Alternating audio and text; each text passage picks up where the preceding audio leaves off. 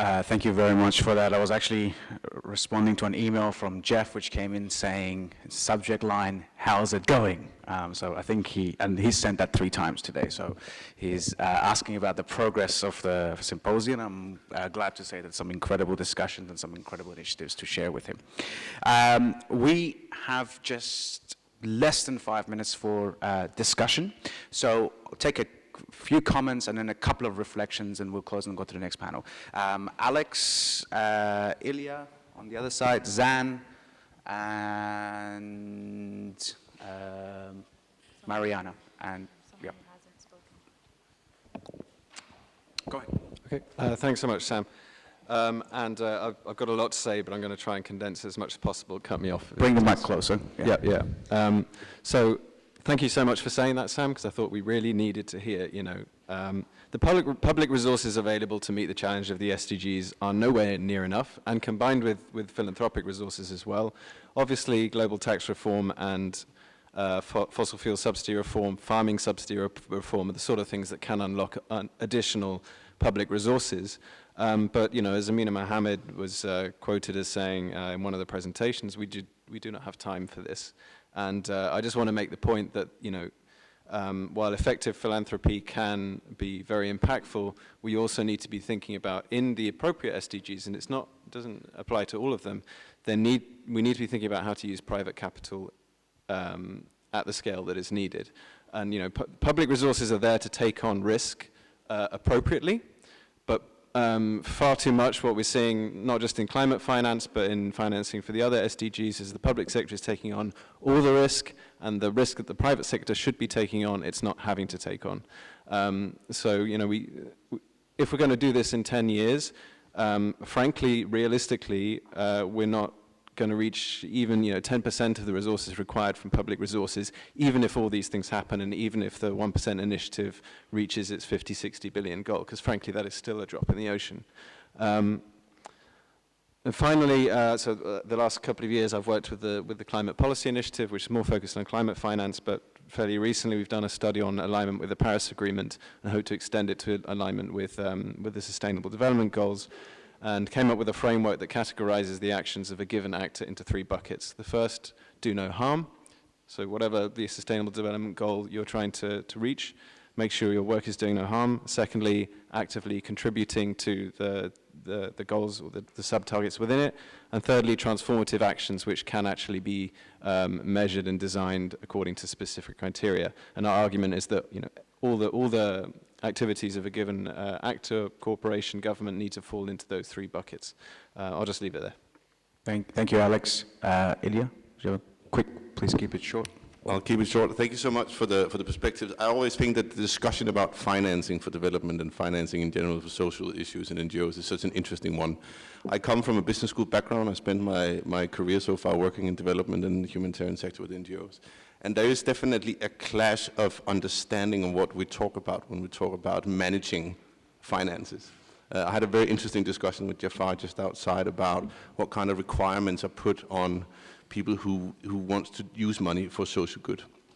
I think obviously a lot of the NGOs do a lot of good work and they don't need the same kind of justification, but from my own experience with the UN, the appreciation for how hard-earned money is being used is not necessarily the same as it is in the private sector. And I think that perspective is invaluable to people who want to use money for good. I know that we discuss it a lot, and I just kind of kindly asking people who fund these kind of projects to be helpful in explaining how do you talk about your management of these funds? How do you create a narrative where it becomes clear to a business mindset what is the return? I know that return can be brought here, but just also be helpful a little bit. I know that you're doing it. I just want to say that I think it's definitely needed to kind of bridge the perspective gap that exists in these worlds. Yeah. Great, thank you very much. Who was the next one I nominated? Oh, Zan and then Mariana. If we could please keep the interventions short. Yeah, sorry, a bit of a comment, but I wanted to focus on climate change, which I think is the greatest crisis of our times, and particularly financing for innovation and new solutions, which I think is so crucial given that almost no countries are on track to achieve the UN environmental targets, which is so crucial. And new solutions really struggle to find financing. I think at the moment, I would echo that the private sector is really failing us in a lot of cases. Even Silicon Valley, the global driver of innovation, it's a region surrounded by wildfires and running out of water, and producing very little significant new climate solutions at the moment, and unfortunately doing quite a lot of harm in some cases as well. Even blockchain, the most celebrated new technology in the development community, is also using more energy than the whole of Argentina. So there's some really big issues. I'd like to know if the panel has any thoughts on how to raise more financing for innovative new solutions. And I wanted to share that I'm working with Founders Factory, a tech accelerator which is raising a very significant amount of finance for new innovative tech companies working to help the environment and combat climate change. And if anyone's interested in collaborating on that, please let me know. Thank you. Thank you, thank you. I have a question on how this will play out in other countries that are not Scandinavian countries and the US.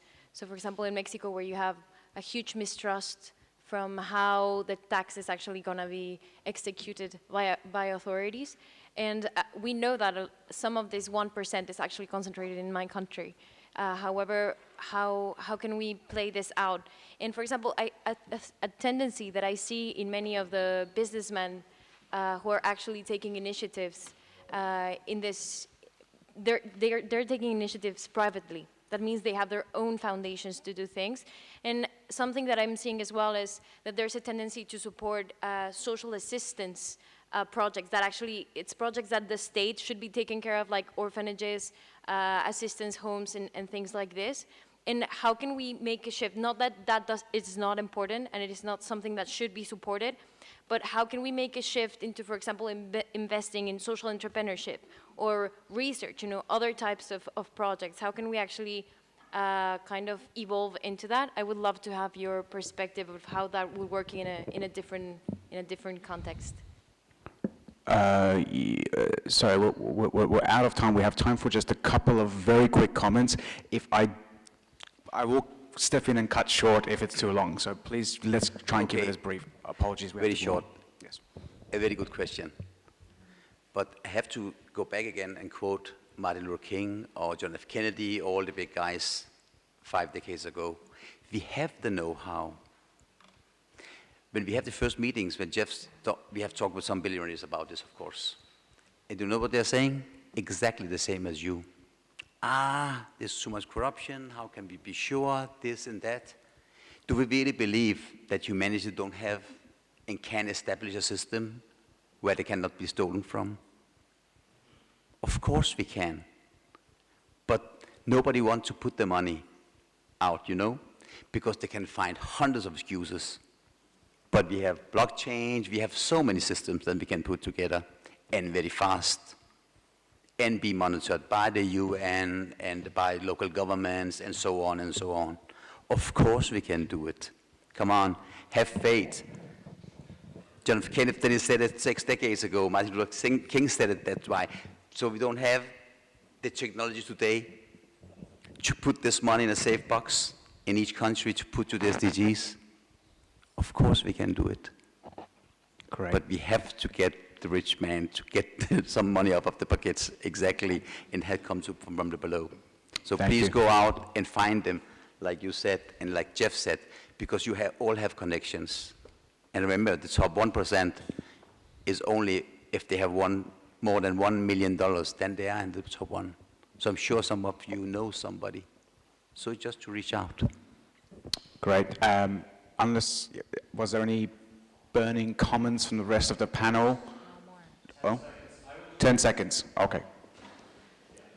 I would just say to add on to that there's obviously issues with corruption, but there are issues with corruption with private philanthropy as well. That's really just an excuse. Like, do they really think that there's not any bribes being paid? If it's a really corrupt country, that's happening regardless of where the money is going.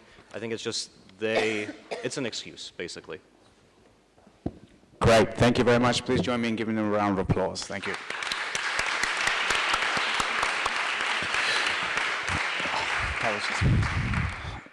Sorry, I forgot to recognize the congressman, maybe in the, how long is it? Just 30 seconds. 30 seconds. To offer another American point of view, I commend Sam on what he's doing. I voted to increase taxes on the wealthy.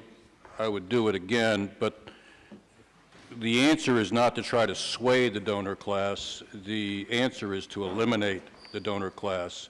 As a warning to other countries, we have declared in the United States, or at least a majority of our Supreme Court has, that the spending of money on politics and political campaigns is a form of freedom of speech. And this has corrupted our democracy. This is the main source of our corruption.